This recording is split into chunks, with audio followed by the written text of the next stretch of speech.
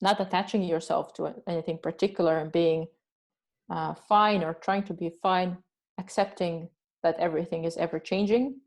That seems like a good way to live in the present. I imagine people will label that as spiritual view or something. Yeah, definitely. I think that's really close to a spiritual view.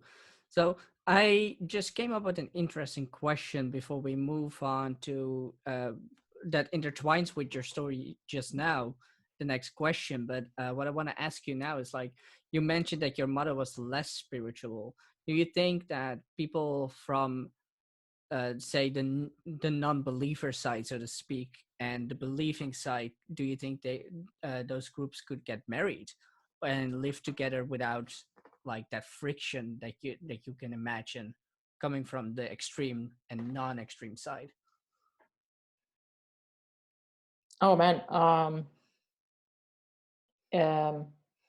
well, I mean, one of the things that why my parents got divorced was because my dad went full on into kind of religion, and my mom was like, "What the hell, man? You need to kind of earn money too, and not just, I don't know, draw or something."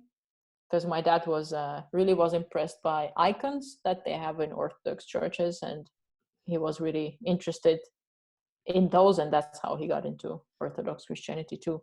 So I mean, anything can happen, and I imagine it's quite difficult if one person is very religious and has their meaning of life and value as if these rituals are very important and to the other one not, then I imagine it's difficult. Yeah, I would agree with that because it's actually something I've been thinking about a little bit myself. Is like, what happens if I meet a nice Christian girl? Like, can that happen? Can that work out? And it's been very interesting because I've met so many nice Christian people thanks to Scott, and I really do believe that there is that possibility. But at the same time, I can't really like fathom how my household would look if that would happen. You know what I think? I kind of have a story that if it's woman who is religious and not you, then it might work, because maybe women are, I don't know, are raised to be more obedient or something.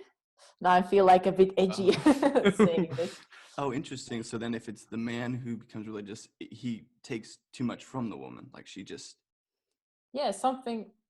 Well, my thought is that, like, I imagine a situation where a woman is like fine with you not being religious, while also thinking that, oh, he will like change. he'll he'll change some point.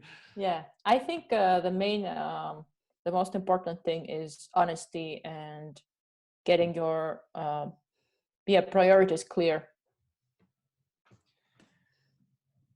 That's so and good. goals. Yeah. Yeah, and it seems like when it seemed like what happened was that there was a flip of character. Maybe your dad was one way, then found religion and became something different potentially, like Mm-hmm. his pursuit in life or what defined him. And I really do think that's why I guess just personal thought, but just it's important to know if you're on the same page about the major things of life going into a relationship. Yeah. Yeah, because it is hard to kind of have something that's fundamental to somebody that's not fundamental to the other person. So then you're like in small but can become big ways you feel this divide. Um, but I also think, Kristina, what you just said there at the end, like honesty is super valuable too, because I would think more than just finding somebody who agrees with everything you believe, Mm-hmm. finding somebody who is humble and willing to look into things, whatever it might be, and who's honest about what they're currently feeling, Mm-hmm. that is like a relationship worth having, because then those two people can change with each other, and they can change each other because they're like, well, this is what I believe now, but I'm open, I'm willing to hear especially if you start to feel doubt or a new conviction, or you want to look into something, like we should do that together. Of course, that's pretty ideal. I don't know if it always happens, but yeah, I think that honesty and openness is like really valuable. Hey guys, thanks for watching that clip.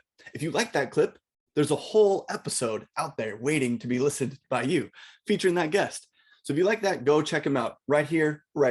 But also, don't just check out this guest, check out these guests. That's the deal with this podcast. You gotta hear all the different perspectives.